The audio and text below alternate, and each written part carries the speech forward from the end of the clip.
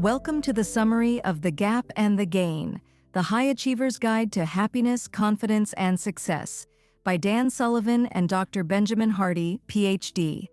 Let's uncover the gems together. Key point 1. The happiness treadmill. Are you happy? For most people, it's not a simple yes or no question. They start to linger and look for conditions that determine their answer. This is living in the gap. We overlook everything we have and focus on what we lack. In the Declaration of Independence, Thomas Jefferson unknowingly launched the happiness-seeking culture that conquered the Western world. The phrase, "to pursue happiness," means we don't have it now. We tell ourselves we'll be happier when we lose those stubborn pounds or prove to our old classmates how successful we are at our school reunion. Happiness is like looking for your glasses, forgetting they are already on your nose. Unfortunately, we all are subject to hedonic adaptation. We quickly get used to everything, and even the most desired goals will soon feel ordinary. This hedonic treadmill, coined by psychologist Dr. Michael Eysenck, makes us run harder, seeking happiness, but leaves us in the same place.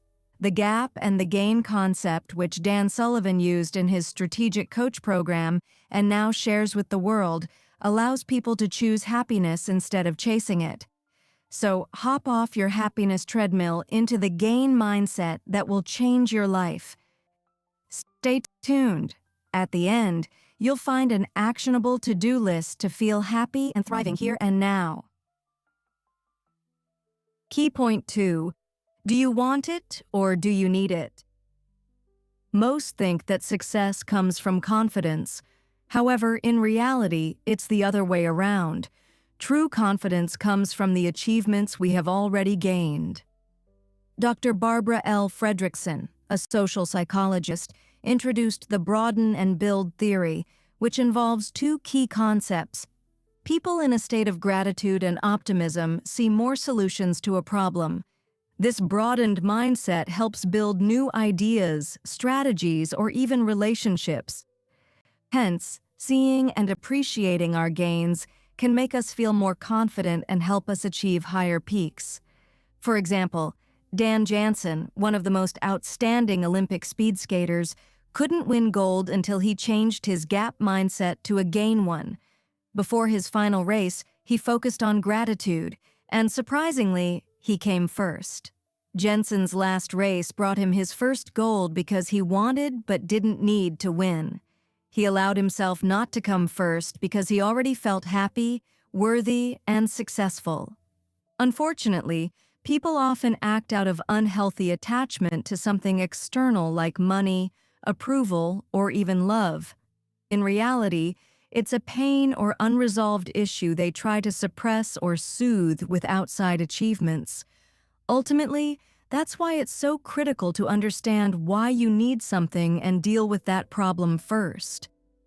Make your goals a part of your life, not its foundation. Achieving something makes sense only if you have a balanced passion for it. Popular culture promotes an unhealthy obsession. It makes people believe they must abandon their loved ones or forget their need to sleep to succeed. Such an approach is fueled by need. On the contrary, harmonious passion allows you to move to your goal while detached from it. You enjoy the here and now instead of obsessing over being there. Moreover, it is critical for long-term goals because it promotes grit or perseverance. You don't force yourself to do something. You train, practice, or work because you love it. Being in the gain mindset means reaching your goals, but understanding that your life, self-respect, or happiness do not depend on the outcome of your promotion, financial situation, or victory. You are much more than your achievements or losses. So keep going. Soon, you'll discover that happiness is already within you. Key point 3. Be your own north. For decades, society promoted a keeping up with the Joneses outlook and threw us into a race we could never win. The educational system was designed to provide workers, not thinkers. Nowadays, everyone is taught to measure their success by external reference points, which creates competition and comparison. In schools, we measure success by marks and grades. In adulthood, we measure success by fame, money, social status, or Instagram likes. Now think about it. What is success for you? If you measure it by external status, objects, or achievements, ask yourself why you do it. Keep asking why until you reach an answer that feels authentic. This simple question can change how you see yourself, your values, behavior, and life overall. When you know what you want and stop competing with others, you become self-determined, which is the only way to stay in the game. You are the reference point of your success, which means you don't rely on external motivation and choose what you want but don't need. No person or goal is worth risking your peace, health, and self-respect. Just as the compass needle points north, your focus should always be on your priority. If others impose your success standards, you may end up in a place you don't like, such as working long hours to earn more money or sacrificing your outlook to be liked by others. However, if your compass needle points to you and your authentic self, you will never get lost among false values and constant distractions. I do not try to be better than anyone else. I only try to be better than myself. Dan Jansen. Finally, life is like a highway. We can't outrun everyone. Some cars move faster, some arrive sooner, and some leave at the next exit. Everyone is moving in their own lane, and what matters is whether we are happy in ours. If we don't stop competing with others, we may never feel joy before our exit comes. Want to discover how to stay satisfied in your lane, no matter what others do? You'll find actionable insights waiting just ahead. Did you know? According to an Ox Journal article from August 2023, most people are prone to upward comparison on social media. They compare themselves to people they deem better looking, more famous, or wealthier than themselves. This often stops people from becoming self-determined. Key point 4. Choose your lenses. People with optimistic outlooks are often blamed for wearing rose-tinted glasses. However, no one can see the world objectively, and everyone has feelings that give experiences a specific color or taste. Therefore, the lenses you look through can be any color you like. Consider this. What if you lost your job, but instead of spending weeks in your pajamas and eating pizza, you see it as an opportunity to find a much better job? You can still enjoy your snuggly outfit and Italian cuisine, but how much better will it feel when you do what you genuinely love and feel appreciated? Unfortunately, we often choose to live in the gap, being ungrateful, complaining, and constantly pushing ourselves to do what we don't like makes us our own tyrants. Thankfully, you can change it by switching to the gain mindset. So, where do you start? Be thankful. When you focus on what you don't have, you don't appreciate what you do have. For example, toddlers may have 10 cars, but when one is taken from them, they throw a tantrum because they need that one car. Even when you get what you wanted but not precisely as you imagined, you may fall into the gap, and the satisfaction from the gain will disappear. The antidote to such behavior is gratefulness. Call yourself out on being in the gap. Sometimes you may feel that nothing is enough, including you. It's easy to overlook your victories and hurt others in such moments. Therefore, recognize that you are in the gap and allow people you trust to call you out on it. Practice mental subtraction. Finding anything you are thankful for may be challenging when you are deep in the gap. In such cases, imagine losing something you already have: your partner, children, health, or income. Millions of people die, lose their jobs, struggle financially, and get hurt daily. Realizing it in a time when nothing seems good enough will sober up your mind and switch you to the gain. Remember, even in the darkest times, there is at least one thing you can be thankful for. Life is too short not to celebrate every gain. Key point 5. AMB. Always measure backward. Being successful means feeling successful. What would a version of you from 5 years ago say about your achievements right now? They would probably be proud that you've come so far. However, instead of praising yourself, you keep worrying about things you haven't achieved yet. It makes you tired, anxious, and unhappy. To change it, you need just one trick. Always measure backward.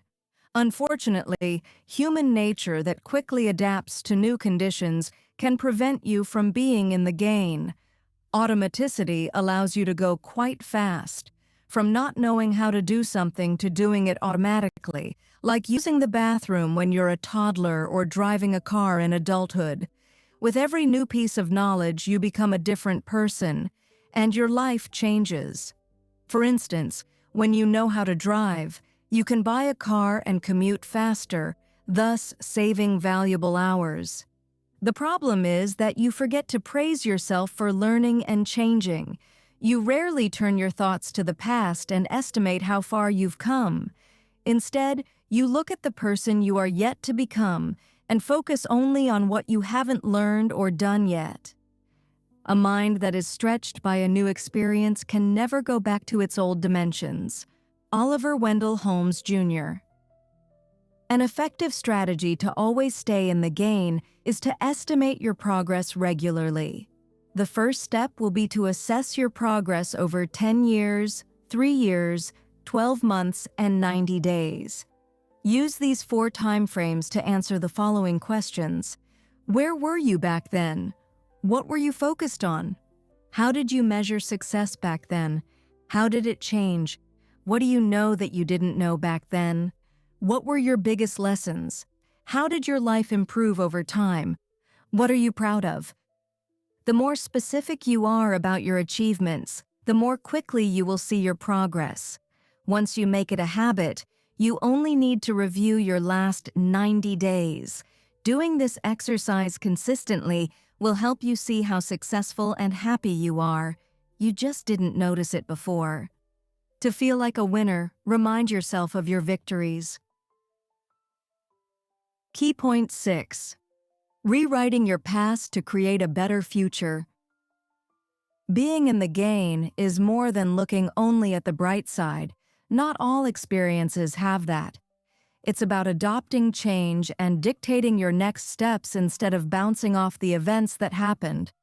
However, what if your past affects your gain thinking?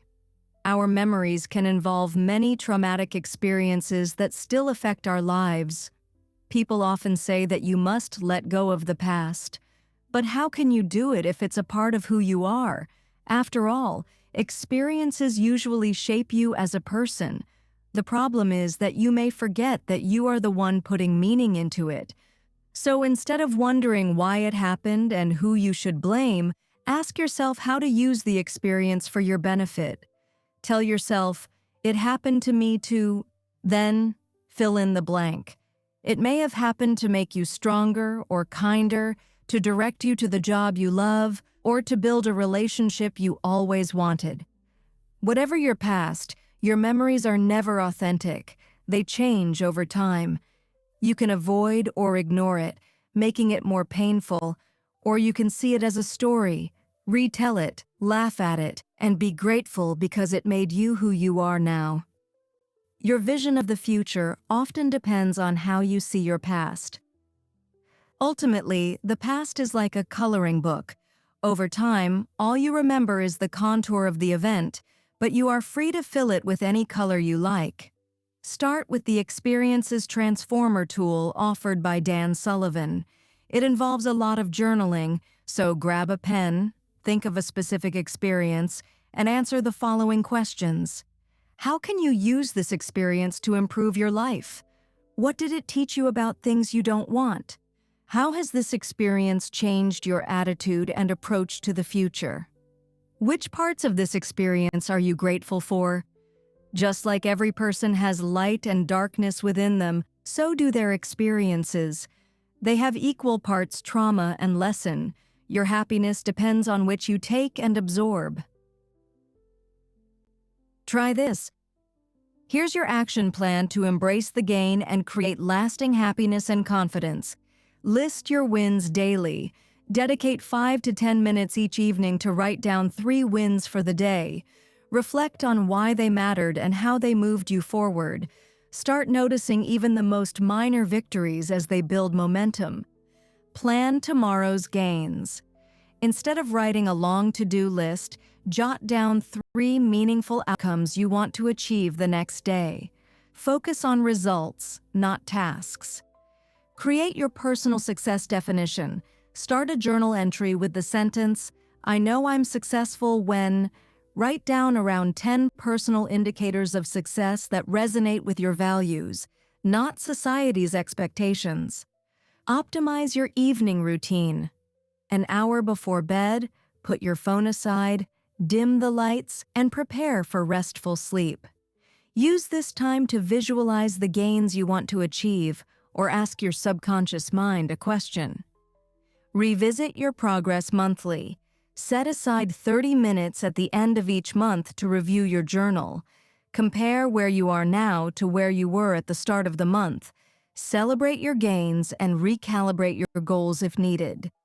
Limit social media consumption. Watch The Social Dilemma on Netflix to understand how social media impacts your mindset. Commit to reducing mindless scrolling by scheduling specific times to check your accounts. Shift your perspective. When you catch yourself in the gap, pause and ask yourself, what have I already accomplished that I'm proud of? Write the answer in your journal or mentally list 3 quick wins to reframe your thinking. Your happiness and success lie in changing your mindset from the gap to the gain. Start small, be consistent, and remember, you're already further ahead than you think. That's all for now. More intriguing summaries are just a click away.